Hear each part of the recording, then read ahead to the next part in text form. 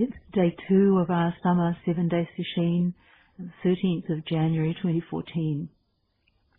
And we're going to take up another story from The Hidden Lamp, Stories from 25 Centuries of Awakened Women, edited by Florence Kaplow and Susan Moon. And this is another contemporary one, also quite brief. And it goes like this. Crying in despair, an earnest student asked her teacher, Seisho Maylie Scott, "I've worked so hard to transform this crippling loneliness. I can neither shake it nor live with it. Can you help me?" Holding the student in a steady gaze and offering her confident smile, Maylie ended the conversation with, "Please don't ever think anything is out of place." There isn't any biographical material in this book on Maylie Scott. I think she died very recently, perhaps within the last 5 years, and she was a Zen teacher, I think on the West Coast. I know her name from Turning Wheel, the magazine of the Buddhist Peace Fellowship, where she perhaps wrote sometimes, or maybe worked for the Buddhist Peace Fellowship. The nub of this story is her words at the end, after her student asks her, implores her for help. And she says, "Please don't think that anything can be out of place." How can she say that? There's so much suffering in the world. And there's so much suffering in this student. Clearly the student was in acute pain. And the question wasn't a casual one. She was sincerely asking for help. Loneliness, discouragement, despair, anxiety, resentment, surely these are out of place. Well, certainly they're acutely unpleasant emotions, hellish even at times. What might Maylie Scott be pointing to with her statement? Please don't think that anything is out of place. She was pointing to how her student was relating to the loneliness. There's so much in our lives that we can't control. But we do have some choice about how we relate. How we relate to ourselves, to our inner and outer circumstances, to other people. And this is where the practice of loving kindness, metta, comes in. To practice metta, to practice kindness, is to accept that in a fundamental way, nothing is out of place. And yet, how fiercely we resist this. How much we don't want it to be so. Ajahn Amaro, a teacher in the Thai forest tradition, based in the UK, is talking about metta, and he makes an interesting observation. He says, during a meditation retreat, Whether it is a day-long, a weekend, or a 10-day retreat, there is usually a guided meditation on metta, or loving kindness. At this point, it is not uncommon for a participant to report that until the metta meditation, the retreat was going really well. But with the metta meditation, enormous irritation arose. The participant felt annoyed at being asked to spread affection over the world when all that was felt was the inner grouch, the inner Scrooge that didn't want to be bothered with any such sentimental nonsense. Enormous resistance arose to the idea of glossing everything over with loving kindness. It can happen that the inner cynic gets roused as soon as we feel that we must be nice to everyone. This can result from a misunderstanding or misinterpretation of what is meant by loving kindness. We can feel as though we are forcing ourselves to like everyone, as if we are obligated to see the world through a Walt Disney-esque pair of glasses. We think we're supposed to have an attitude that everything is nice. Something in the heart can recoil from that. It's important to understand that loving kindness is not an attitude of trying to make oneself like anything or everything. Having loving kindness towards other beings, towards those who are harmful and destructive as well as those who are cuddly and pure-hearted, does not mean that we approve of their actions or pretend to like them. Rather, we are working to accept that this is the way things are right now. This is the receiving heart, the heart that accepts the way things are. We are also not trying to pretend that the bitter is sweet, or that cruelty is beautiful, or that anger is a wonderful thing. Bitterness, cruelty, and anger are a part of life, however. Violence, selfishness, and jealousy are part of nature. They exist as elements of the natural world. He goes on then to talk about a teaching that the Buddha gave, a very, very graphic teaching. The Buddha, asked his listeners to imagine that they were kidnapped by bandits and that the bandits were sawing off their arms and legs with a two-handled saw. He then said that anyone who gave rise to a thought of hatred towards those people, on account of the fact that they were sawing off their limbs, would not be practicing his teachings. Ajahn Amaro comments, the Buddha was not teaching that we should enjoy this torture, or that we should be apologizing to the bandits for the fact that our sinews are so tough.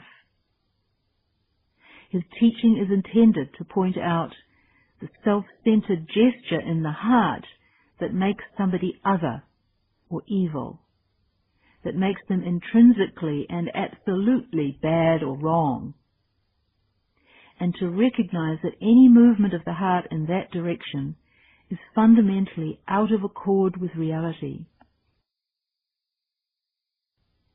Not bad, not sinful, but out of accord with reality. Not true, not accurate.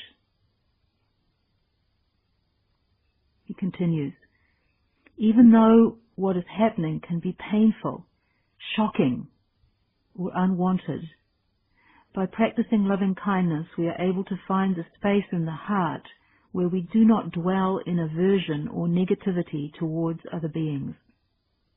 This is something that we can do. The Buddha used this particularly graphic example to highlight the tendency we have to believe that at times a little bit of hatred may be reasonable or justified. But the Buddha teaches that this is never true, that as soon as we make someone other, as soon as we discriminate and make another being into something intrinsically apart, separate or wrong, then we have at that moment lost touch with the reality of the situation. Not only have we lost touch with the reality of the situation, but we're setting ourselves up for suffering. More suffering. Suffering on the top of the pain of whatever cruelty we're being subjected to. It's quite noticeable that it's often the people who have undergone the worst torments, torture, kidnapping, years of imprisonment, who are the ones who are able to forget and to forgive and to really be free of what they went through. Tibetan monks who've gone through decades of imprisonment and torture, for instance. Or Nelson Mandela.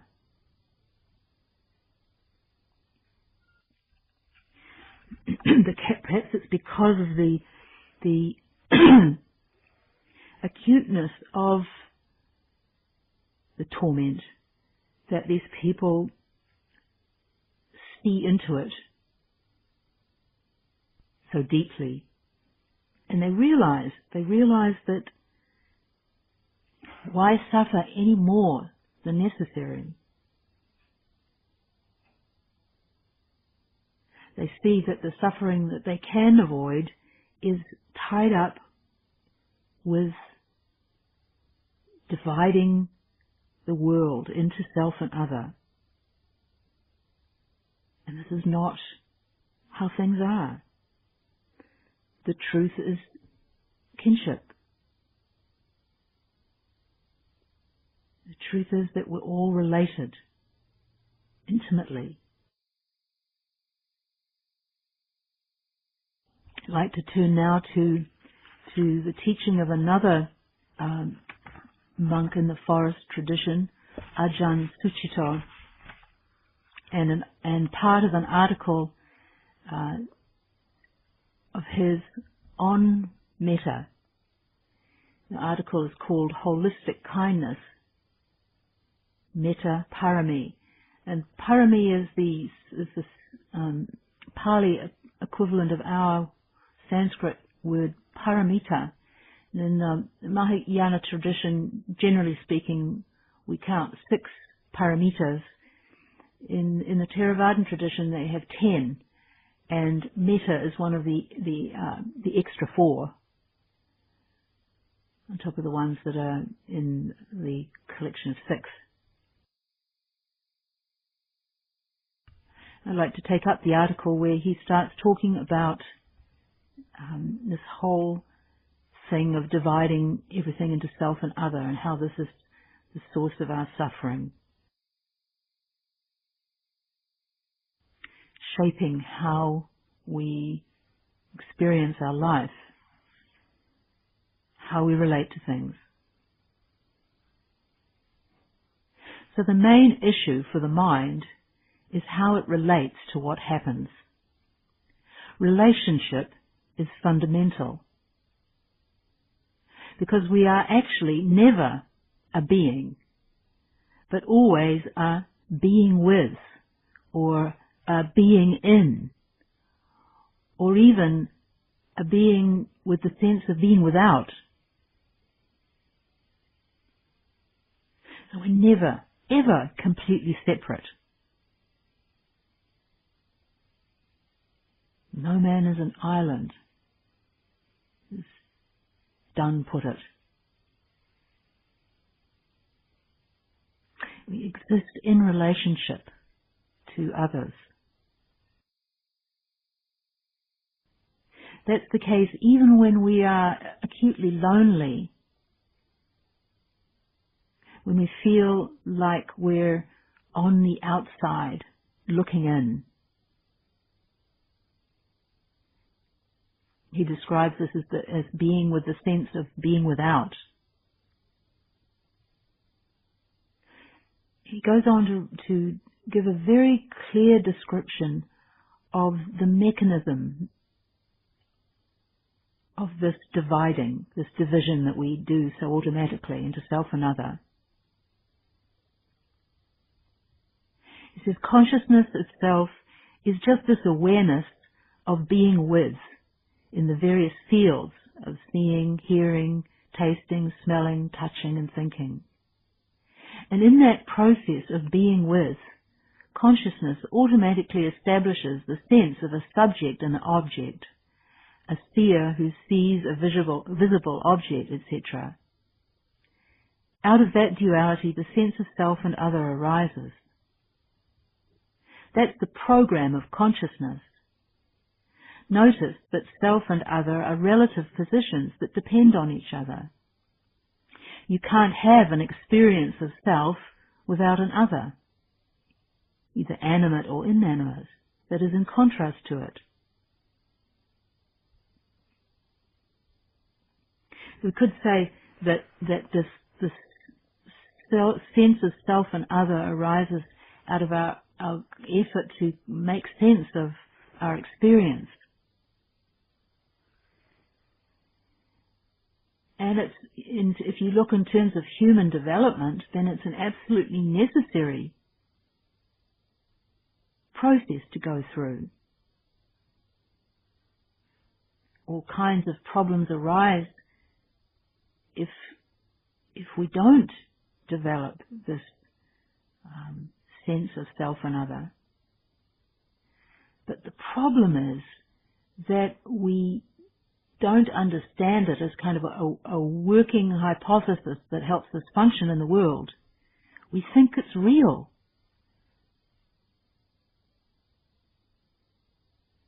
We turn what is kind of a provisional way of organizing experience into solid, concrete, discrete things that are opposite, that are in opposition to each other. We lose sight so easily, especially when we're annoyed by something. We lose sight of this fact of self and other being dependent, actually having meaning only in terms of the other. He continues, notice that self and other are relative positions that depend on each other. You can't have an experience of self without an other that is in contrast to it. However, for each mind, the emphasis is on the self, the me, mind bit, as being the crucial aspect in a world of changing others. So we give particular weight to the one that feels closest and more intimate to us, the self. And the sense of self flowers and grows into self-partiality.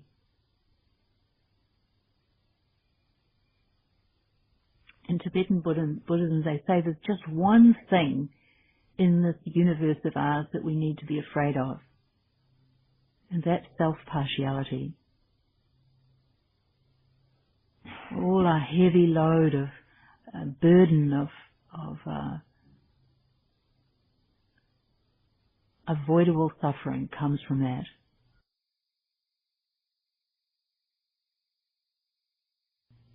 But it gets, you could say it gets even worse, because it's not only that we divide our external world into I, me, mine and everything else, but we even do it internally. Suchito says, even in your own mind, there appears the self or subject as a watcher and the other, the object, as thoughts and emotions.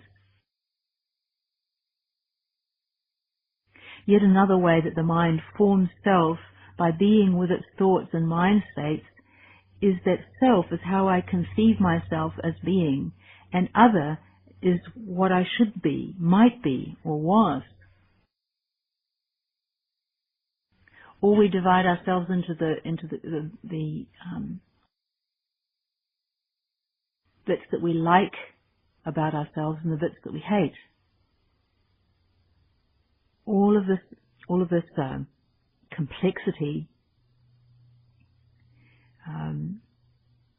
in the Buddhist teaching comes under what is labelled self-view. Actually, it could be helpful to understand this so that when it comes up strongly in our sitting, say we suddenly we walk into the zendo and we see the people who are already sitting, and we think to ourselves what in good shape everyone else is and what a mess our mind is. Everyone else is concentrated. They've got it together. The practice is going well, and we're a mess. We can just catch ourselves. Self-view. Right there. Okay, it's just a view. That's why it can be very good to talk to people after sesshin and you discover that actually they weren't feeling in any better shape than you were on day 2 or day 3 or whatever. He continues, this is what is called self-view, and it's the norm for unawakened beings. So we don't need to beat up on ourselves if we get into self-view, or think that it's a fault that only we have. Again, go back to Maylie Scott's words. Please don't imagine that anything is out of place. We think this way because we're not fully clear about how things work. Self-view rests on the assumption that these dependently arisen polarities are actually separate and autonomous beings. It infers a self despite the inability to own or control the body or mind that self adopts as mine, despite the genetic and psychological inheritance from others, and despite the subject's inability to rest unsupported by sights, sounds, affection, and purposeful activity, all of which are outside its dominion. Self-view is blind to interdependency. Consequently, its flooding ignorance sweeps us into alienation, whilst all the time asserting that this is our empire. Again, this is so incisive. It so sums up the nature of our small self.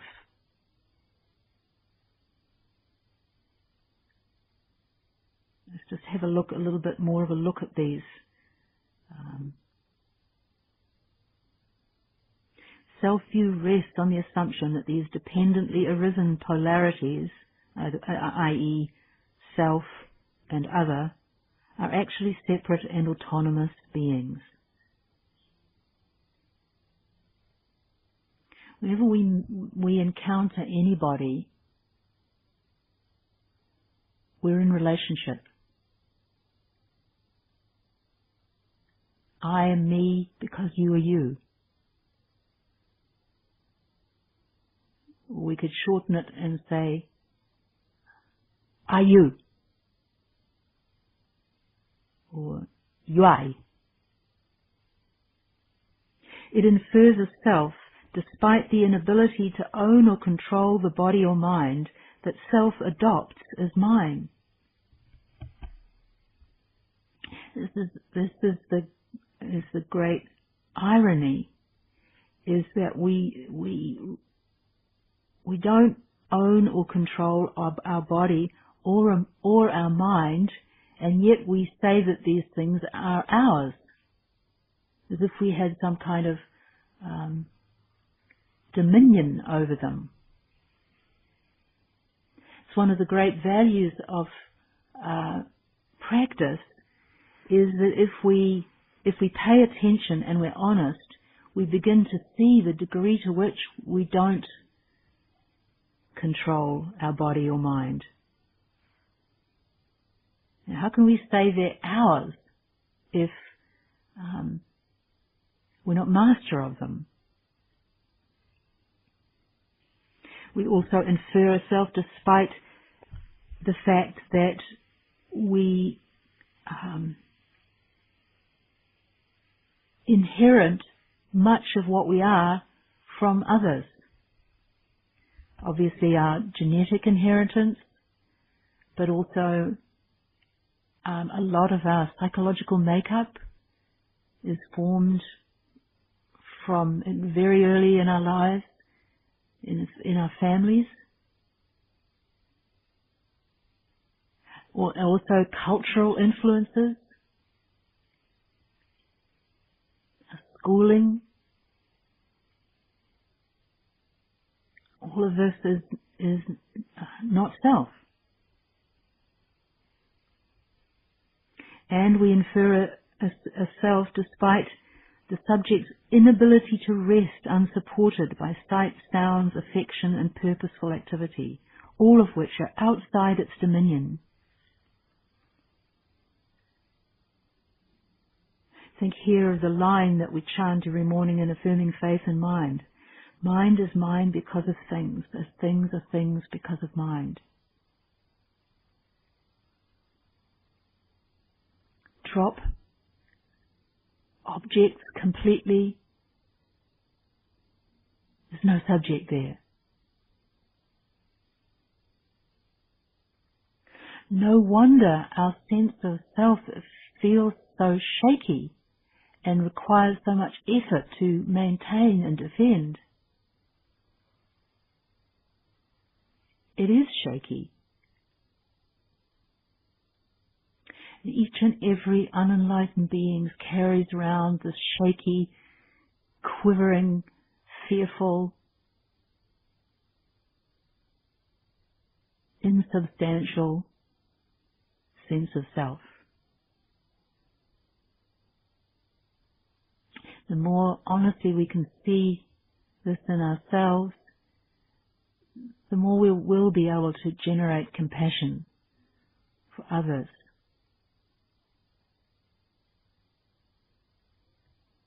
But the degree to which we don't recognize this, then, as he puts it here, we're swept into alienation. Swept into loneliness, into feeling on the outside of things, while all the time trying to defend this sense of self as if it were our kingdom. Suchito continues, the sense of dissatisfaction that occurs in the territory of alienation then gets attributed not to the disconnection between self and other, but because there's something wrong with either the other or the self that eventually becomes an other, my mind that I have to deal with. So we pick away at either or both of these apparent culprits. It's often the case then that the boundary mark between self and other becomes one of ill will, although we may not even recognize it.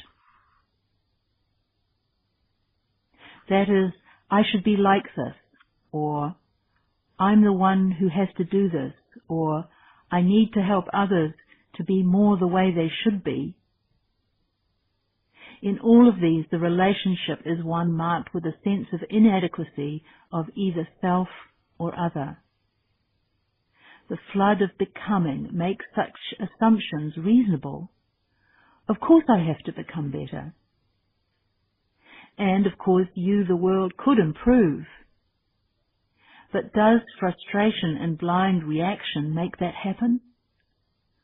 Following that instinct, do you ever notice that the good times still don't arrive? Now, it's not that everything is exactly right, but when the assumption of needing to become something else precedes and is the basic configuration of our attitude, where's the appreciation? Where's the joy? In a world of flawed humans, where's the foundation for goodwill? Where's the resource and the parami that can make the world a better place? The core of this is this question. If we follow this instinct of either ourself or other not being okay, the good times never arrive. We're always thinking that they will if something. If we get the right job, if we only had the right husband, or the right spiritual practice, or the right community. Therefore, in the practice of kindness, we look into the mind as it is happening, a moment at a time, with the intention to gentle it out of the hold of aversion, depression, and anxiety. This is where the practice of kindness and the practice of mindfulness come together. They really are one. To just look at what is going on moment by moment. To open to whatever is happening, to apprehend it. This really is a description of mindfulness, and it's also a description of kindness. The sort of kindness that we're trying to have as the context for our practice in this sesshin.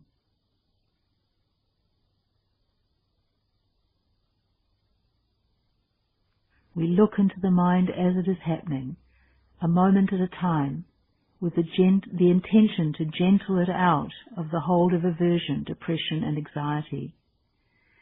To support this, the teaching is that although the sense of self-other happens by default, we can have some say over its emotional and energetic flavoring. Our current intention doesn't need to be tense, inadequate, and critical. It can be uplifted and uncramped. Our posture is a way of setting our stance, setting our attitude.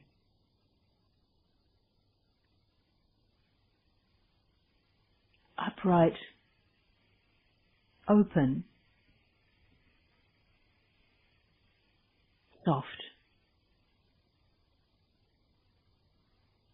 Or as the Suchito puts it here, uplifted and uncramped. Then we can turn everything around. It's not that the sense of self needs to be somehow completely destroyed, but rather that it becomes something else. He says the sense of self and other can catalyze and give occasion for an intention to offer support. In other words, to love. This intention is essential for a happy life Because if we don't use the relational experience in a kind and generous way, then defensiveness, anxiety, fault-finding, and grudges are going to haunt our lives and impair the lives of others. You could say that practice takes us, and especially metta practice, takes us from narcissism to altruism. Think of the first of our vows: all beings without number I vow to liberate. All beings without number I vow to liberate. By freeing ourselves, we free others. Metta is non-aversion, but it's also non-fascination and non-projection. It releases others from being the objects of our projections, lust and idealism. It allows others to not be the way I want them to be for me. True love for another means that you don't appropriate someone or project your unfulfilled wishes or needs onto them. Instead, metta means recognizing otherness and feeling that it's okay. We don't have to make people the same as ourselves or judge ourselves based on what we think about them. We don't have to feel we have to win them over or feel that they should satisfy our emotional hunger. And when metta is fully developed, it can so allow us to be with the irritating and the unfair and the messy that such perceptions no longer even take hold.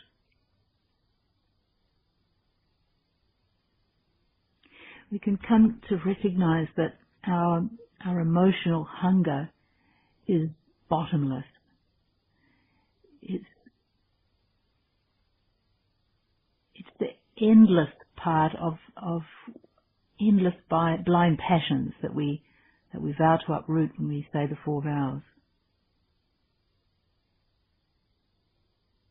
Our blind passions are like black holes.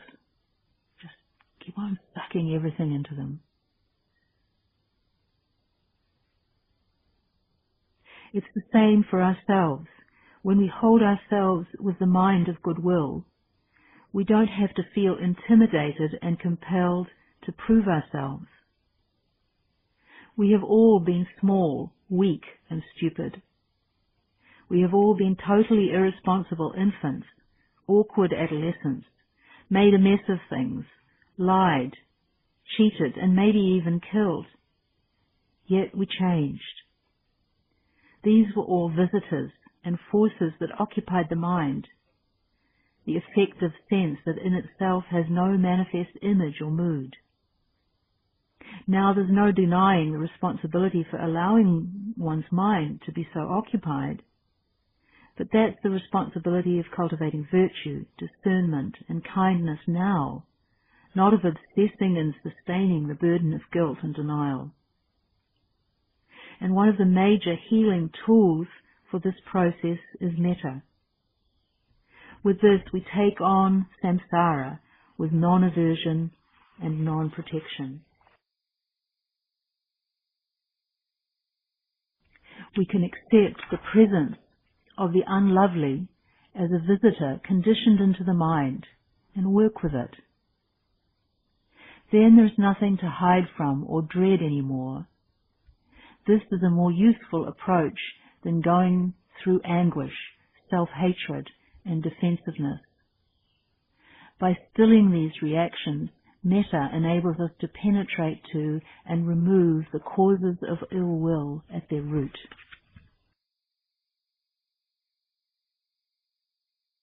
Just end this returning to the story we mentioned at the beginning. Story out about someone in despair over their loneliness. The contemporary teacher who comments on this, Diane Musho Hamilton, tells a story of her own experience with loneliness. And she describes herself as being somebody who's always struggled throughout her life with loneliness, and that one of the ways that she developed to compensate was to engage in work that gave her a sense of belonging. And one of the developments in this was becoming a professional mediator, where she helped people to resolve conflict, get more understanding, get more empathy with each other, and so forth. And she tells this story. One night after a long day of communication training in New York City, I was sitting in the bathtub when a profound loneliness overcame me. I had just spent the day with many open-hearted, communicative people, and yet just a few hours later I was feeling alone in a way I never had felt before. For a moment I panicked. There is no place like New York City to really feel existential loneliness when it comes knocking. Such a strong feeling won't go away by recalling a comforting memory or by reaching for the phone. It demands to be felt beyond the boundaries of self-concept, beyond the limits of belonging, beyond any other source of security. It's scary. Primordial loneliness puts us on notice that in many ways, including dying, we are completely on our own. With nowhere else to go, I allowed this loneliness in. As I sank deeper into the feeling and into the tub, something surprising happened. I felt the warmth of the water around my skin and saw the steam rising and fading. The tub showed up vivid and white, and the walls stood out in their dingy hotel yellow. Soon the pipes, the faucets, the toilet, and the sink were all there. Nothing was out of place, and I couldn't have felt more at home. Seishi Meili Scott was right. When we make room for loneliness, we allow for everything. We experience directly the pain of the separate self, and we can see beyond its limits to everything as it is. Nothing can ever be out of place. The one true heart that embraces all things reveals itself to us. As the great Sufi poet Rumi wrote, a joy, a depression, a meanness, some momentary awareness comes as an unexpected visitor. Welcome and entertain them all. Stop here and recite the 4 vows.